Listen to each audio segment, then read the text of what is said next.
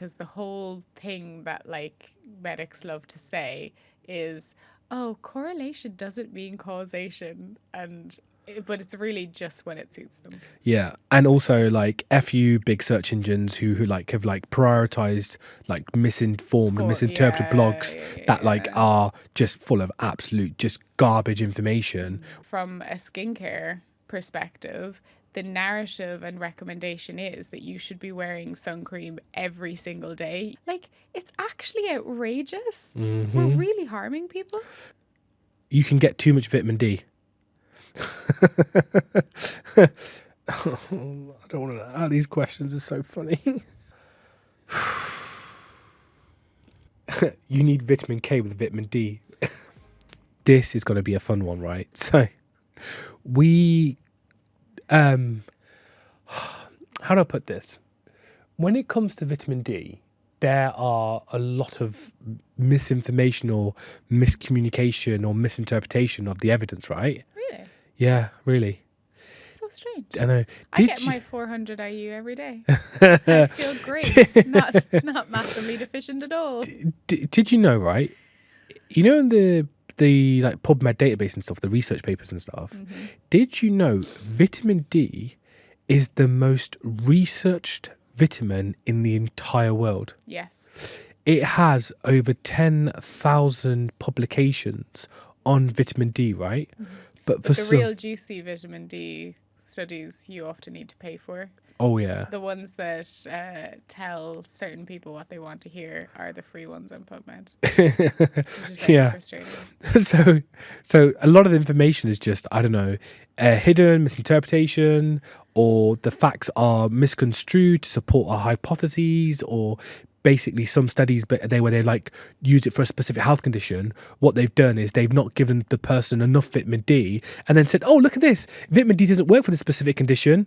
And there is a specific condition I want to mention, but I also don't want to get cancelled, so I'm not going to say it. But anyway, a lot of the facts just aren't correct, or so many of the studies actually are only showing like very stretched correlation, which is so funny because the whole thing that like medics love to say is, oh, correlation doesn't mean causation, but it's really just when it suits them. Yeah, 100%. And also like FU big search engines who like have like prioritized like misinformed and misinterpreted blogs that like are just full of absolute just garbage information, where it's like told by some so-called paid shill who's doing it. And I will call them a paid shill because some of these people, they've clearly not read the research, because I don't know if it's that they're too busy or they've just been paid a lot of money or whatever it is. You don't need to read the research when you're being paid to say a script. Yeah. So saves your time too. But for those who would like to take the correct amount of vitamin D and feel amazing because of it, let's go to the points. Okay, so here are some debunking vitamin D myths. And it starts, you get enough vitamin D just from the sun.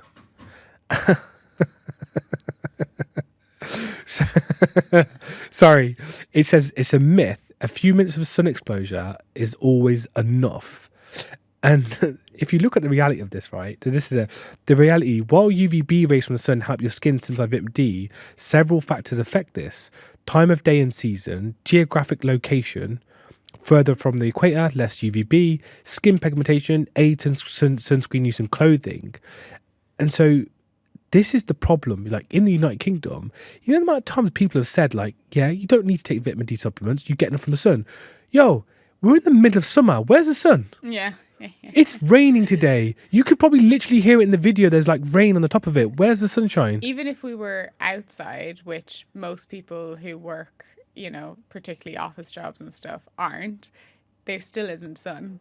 Oh yeah, today. and who's that person that's going outside every single day in the sun? What job are you doing that allows you to go outside in the sun every single day and strips naked? But also, we know that from a skincare perspective, the narrative and recommendation is that you should be wearing sun cream every single day, even if it's not sunny outside. I don't know if you're aware of this because this is more in like the skincare world, but they say, you know, for anti-aging benefits and avoiding pigmentation and everything, you should be putting sun cream on every single day. And it's a ton of sun cream as well. So you know, it's not just that you might not be getting out into the sun, but even if you are, if you're wearing sun cream, particularly in somewhere like the UK where there isn't that much sun exposure, you're definitely not getting enough vitamin D.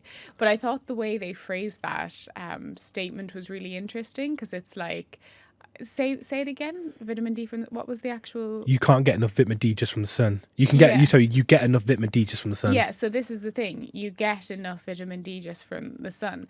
And it's really the true statement should be you can get enough vitamin D from the sun in theory when you consider all of those factors, when you're in like direct high sunlight for the right amount of time, you're not wearing sun cream, you're, you know, in the right environment, all of these You have different enough things. cholesterol. You have enough cholesterol, but the reality is most people do not.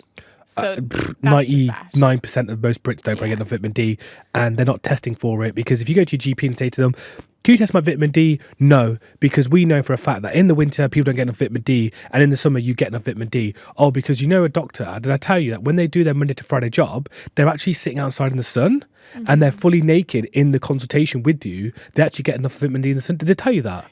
And did you know that the research shows that when you expose like your face to the sun, that you produce like 10,000 IUs, and that's enough. Bearing in mind you need to have enough cholesterol, and when you expose your skin, it still needs to be converted into the active form. Oh God, get away from But your bullshit, also, man. like, the UK is so multicultural that, like, I mean, it's bad enough that people with my skin tone are vitamin D deficient, but like, how are you supposed to function if, you know, ethnically you come from like Nigeria or something and you have really, really dark skin and really, really high needs for sun in order to synthesize enough vitamin D? Like, it's actually outrageous. We're really harming people. Okay, next one. You can get too much vitamin D. I mean, again, yes, you can. Oh, yes, you But can. like the fear mongering around getting too much vitamin D is completely off. So like absolutely you can get too much of anything Of if course. you take too much. But taking more than 400 IU is not going to create toxicity. And I think in that does it say like, oh, so don't take more than 4,000 IU Yeah, unless prescribed by a doctor, because you know a doctor's actually because they're trained in in vitamin nutrition. D. Yeah, because they're trained in Yeah. nutrition. Did I tell you they've got like one module over the 7-year course that's in nutrition, but apparently that's enough for do your Yeah, do they your degree in it. understand how nutrients work Yeah, in the body. that's a complete different thing. By the way, I'm not bad mouthing doctors. I'm just saying that what they're taught Yeah. is actually Yeah, incorrect. there's actually some amazing doctors. Yeah, that I'm have not. By the re-educated way, don't themselves out misinterpret it. there. I'm just very frustrated with the system.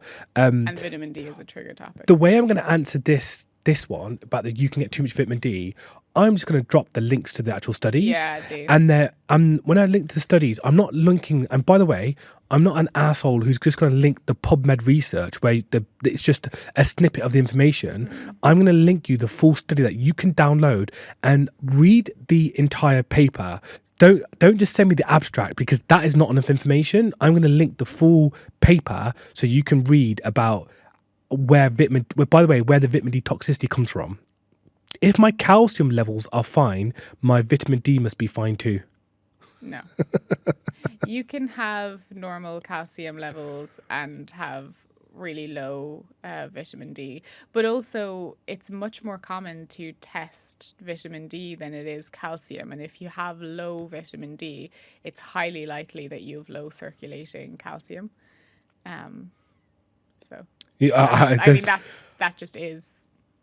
I have nothing to add to that, because I think when people talk about calcium, they talk about calcification of the arteries and stuff, and they're not actually looking at the calcium's other health benefits that it has outside of vitamin D. Yes, they are interlinked, but vitamin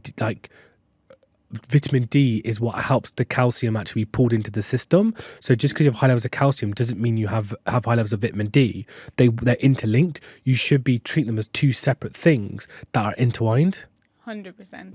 And also, I mean, this is a slight caveat, but I know that calcium and vitamin D is spoken a lot about for like bone health and osteoporosis, and it's often recommended. if you're worried about your bone health, or you have osteomalacia or osteoporosis, and you've been recommended to take these big chunky calcium supplements, please look at vitamin D first. And in terms of supplementation, supplement with vitamin D first, and then optimize calcium rich foods in your diet, because actually taking too much supplemental calcium, we know can be harmful because of the way the body breaks it down. So that's just a little caveat that I wanted to say, because actually optimizing your vitamin D can often allow your body to utilize calcium better, which is often the crux of the issue, as opposed to just not enough calcium, if that makes sense.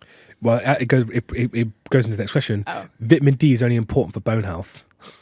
oh, I mean, that's It's just basically categorically false. but that's what the narrative is now. It's just about avoiding rickets and osteoporosis. I wonder if that association is because, the big condition that originally flagged vitamin D even as a thing was rickets. I wonder if that's why that association is there, but that's completely false. Like, vitamin D is a provitamin, it basically acts like a hormone. It's vital for your immune health, bone strength, muscular strength, hormones, mood, In your body you just have everything. something called vitamin D receptors, or the VDR, and to date no one actually fully understands why we have VDR receptors all around the system. These receptors all around the body, right? It's in the brain, it's in the muscles, in the tissue, it's in every single aspect of your system. We are mammals, like we're mammals, and I would say we need photosynthesis. So we were joking about making t-shirts. Photosynthesize me. Yeah, but our joke was about making t-shirts saying like people say, what you're doing, so I'm photosynthesizing. Or like, I'm a natural, what's it called, those stupid things that people put on top of their houses.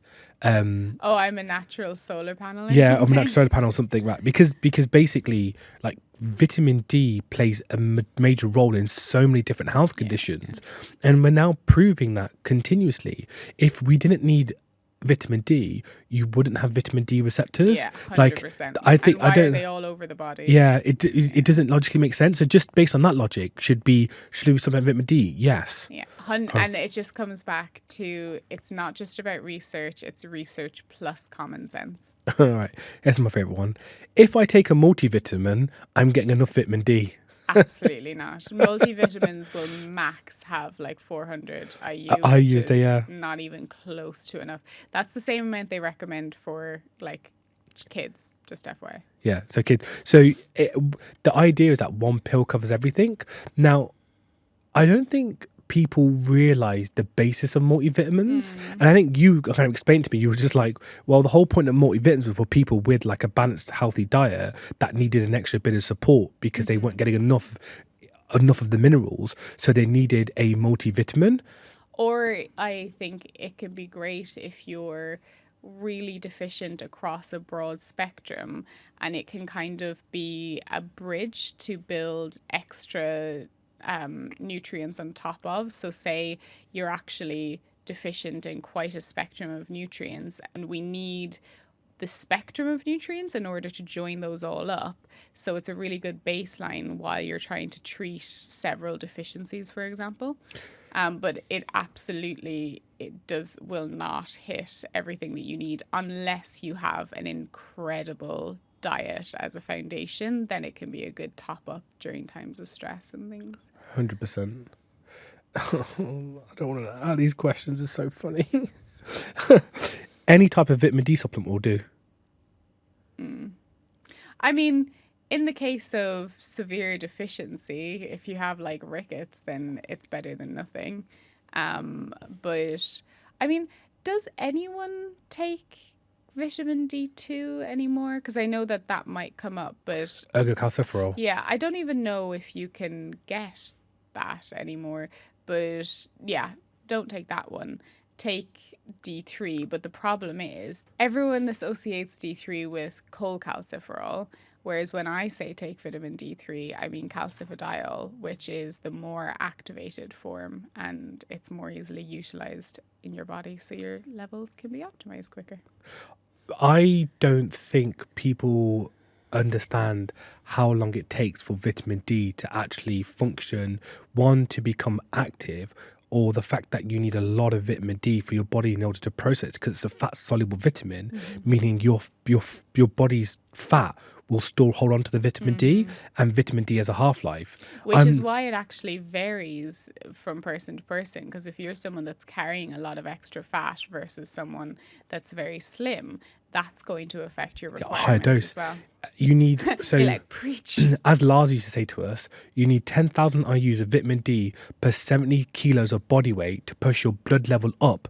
In the UK, which is 2.5 nanomole, or in the US, the figures uses 1 nanogram per milliliter. That's the conversion. So 1 nanogram equals 2.5 nanomole, and 2.5 nanomoles equals 1 nanogram per milliliter.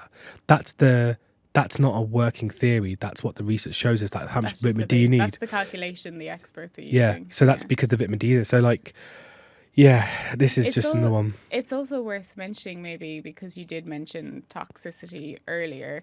If you are concerned with the toxicity of vitamin D, no, but it's even more of a reason to use the calcifidiol version of D3, because that's what is actually being measured when your blood levels of vitamin D are being tested.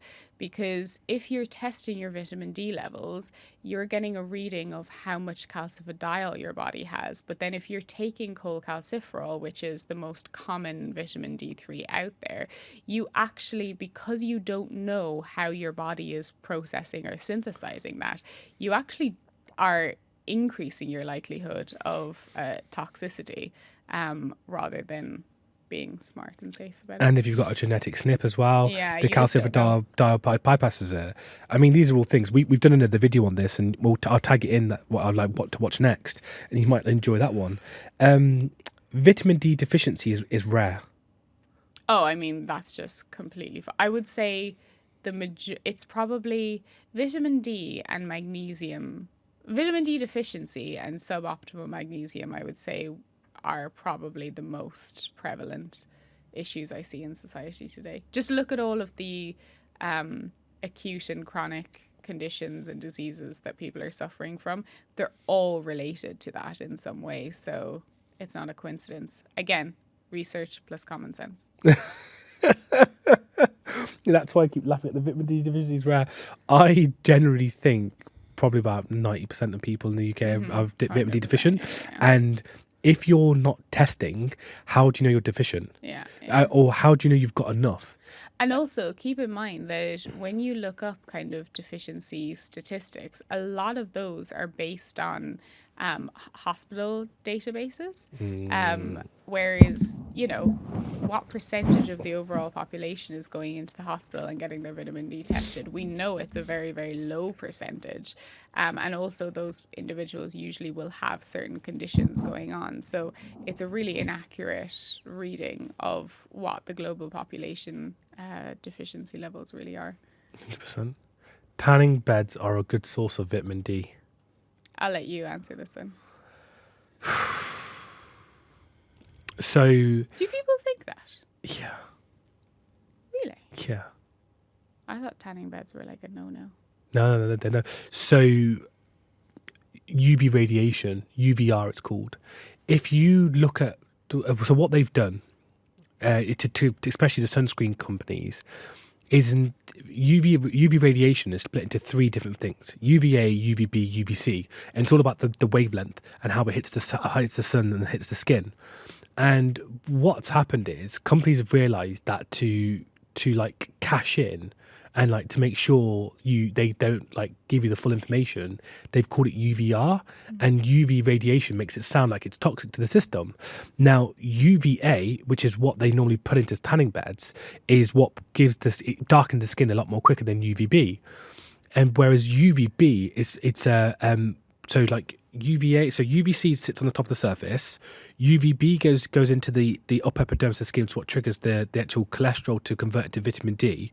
And then the UVA is what goes in deeper, which is what gets into the cell. So it creates a more of a tanning effect in the system. And most artificial UV lamps are UVA. Now, if you read the research of Professor Millia Mohan, he's already proven that UVA, it doesn't help with vitamin D production. It's very, very low. Whereas UVB massively increases the vitamin D production. And so the thing is, if you're getting UVB rays, which is only apparently, I think some research said it only makes up 5% of the UV radiation that we get, that is between the hours of 10 and 4. So the closer you get towards the midday sun, the higher levels of UVB, the lower the UVA. The lower the sun goes, the higher the UVA increases, the UVB goes. And because UVA is more tanning, a lot of people associate that with vitamin D production, but it's not. That's a really good point, actually, to mention. Just because you have a tan doesn't actually mean that you've optimized your vitamin D. Because, you know, a lot of us who, you know, maybe live in the UK and don't get optimal sun, we go on holidays and then we're like, okay, now I definitely don't need to worry about my vitamin D supplement because look, I've gotten this great color. I mean, I don't feel that way, I'm Irish, but I'm sure some people do, that get a beautiful golden tan. But yeah, keep in mind that just because you've tanned, whether it's in a sunbed or in the sun, doesn't necessarily mean that you've actually optimized your levels. Okay, you love this one. You only need vitamin D in the winter.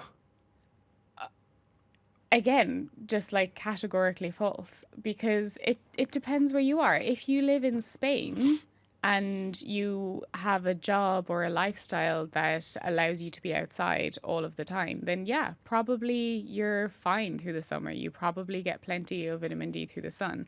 But if it's anyone living in the UK or any environment that's similar to the UK, then, or anyone that's living in Spain but working an office job, then probably not. Again, common sense. I mean, you've got to add in things like sunscreen use, how long you spent outdoors, how much clothing you're wearing, are you wearing less clothing so the sun gets into it, what time of the day you're going into the sun, like, are you testing to see if your vitamin D level's high? Like, honestly, people who think that you only need vitamin D in the winter are very misinformed. It's a really good theory. And I remember a chap once said to me, he was purchasing the calcifidiol. He said to me, I don't need it during the summer months. I said, how come? He goes, I'm out in the sun as much as I can during the day. I said, oh, how come? He goes, well, I'm retired. I was like, well, yeah, of course. You probably are going to get no sunshine. I completely understand that. I was like, have you tested? He was like, oh, should I be testing? I was like, well, yeah. Like, of course, because vitamin D has a half-life. And if you get a cold or a flu, if you're immune dysregulation, if you're an athlete, if you're doing sports, if you're doing hiking, your body will utilize vitamin D for different pathways. So yes, you should be testing because you may not need it in the summer that you think that you don't need in the summer, but there could be a reason why your body needs it, require more vitamin D. It's like, I wasn't taught that. I was like, of course not. Why would they teach you that? That's just too much of an easy subject to teach, right? Yeah. I think it is like, you know, misconceptions because we are mistaught that idea around vitamin D, and at least here in the UK the government regulation is that you should be taking vitamin D as a supplement in the winter, but they don't discuss the summer, which is really sad because it's going to mean that a lot of people aren't feeling as well as they can, but it's 100%. The way it is. Last two. Vitamin D supplements work instantly. No, not true at all. You have to build it up in your system. It literally can take weeks or months, especially if you're working from a point of deficiency. If you're deficient in vitamin, like on the floor, it will take ages. And also think about, like, it takes time to become deficient in something as well. So it makes sense that, common sense, that it would take time to build those levels up again. But I think it's another societal expectation that results are instant. But trust me, it only takes a few weeks, maybe a few months, but it is so worth it. It's not just the fact that vitamin D won't work instantly. So cholecalciferol still needs to go through the bloodstream, through the gut, or depending if you get through the sun, it still needs to go through the process, go into the liver, be converted to calcifidiol, which then gets pushed into the kidneys to be converted into calcitriol. It needs time for that conversion to happen. That's not instantaneous. That takes time, and that's if the cholecalciferol has been sucked into the fat cells. On top of that, depends on how much vitamin D you're actually physically taking. So a lot of this, like, you know, vitamin D idea that it works instantly is just bullshit. And that's the problem, because people don't see this instant results of like, oh, I got a cold or a flu and someone said take vitamin D, it should be working. Well, of course not. It needs time to work. The people that prevent like colds or viruses or flus and stuff with vitamin D are people that be taking it daily, have a good level of vitamin D, and then be taking it for a long time, building it up in their system. I mean, this is my issue with the expectation around supplements is in general. We kind of expect that, oh, we'll take one vitamin C or one vitamin D tablet and all of a sudden we should feel amazing, and if we don't, then it's not working and it's all a farce. That's completely untrue. You need different quantities depending on what your issue is. We need personalization and we need to give time. Okay, this is the last one I'm going to throw in. All right. You need vitamin K with vitamin D. Right. Why are you throwing that in? That's not a short one. Right, so this isn't a short one, but we're going to do this one because we're going to do a full video and go for the research. Well, if this is interesting, then we can do a full video. So I get asked a lot, like, if you're taking vitamin D, you need vitamin K too. Have you actually read the research? Or have you heard it from someone else who's read the meta-analyses? So anyone who says that you need vitamin K with vitamin D, the paper that they send you, because by the way, I'm a man of receipts. I've spent a lot of time when people ask me this question, what I've been doing, is saying, oh, that's interesting. What paper is that? And everyone sends me the meta-analyses. I'm going to tag the meta-analyses. Do you know what a meta-analysis studies is? Do you know what it is? But do you know what a meta-analysis is? A meta-analysis is someone who could either be a researcher, they don't have to be a professor or a naturopathic doctor. They can be a nutritionist as well. They don't have to be a medical doctor or a professor. Works for nice. Yeah. They can go in and they can interpret the research, all the different papers. It's like pulling together a thesis. You read the research and then you give your interpretation of the data and then quote the papers in the bottom. That, my friend, is not research. That's someone's opinion. And I'm going to say the word opinion, who's picking the information.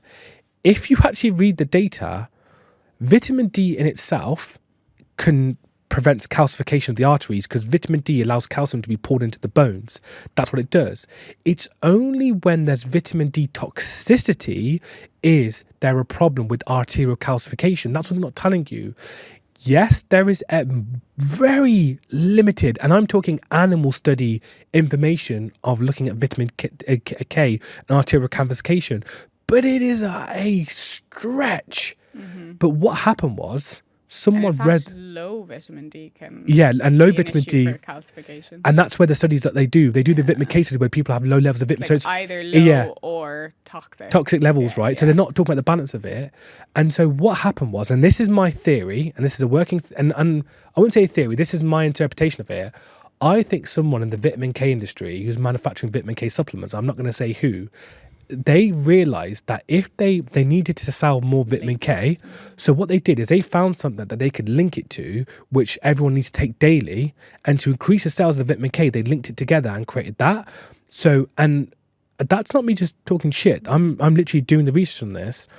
We are going to do a longer video on this, and it's going to be very fun. And I'm going to literally go through every single vitamin K paper, pull it in, and we're going to literally go through it, and we're going to pull the information, and then we're going to link all the papers so you can do your own research too. 100%. And I'm just going to bring this to for you. That's to happen. Anyway, I am really happy with this one. This is a fun video. So hopefully you enjoyed it too. Yeah. And if you do want that vitamin K video, let us know. And if you want to do some more, if you have some more things that you want to debunk, let us know as well. Oh yeah, any more myths, be it vitamin D or general health or anything, we love it. Yeah. Thanks everyone.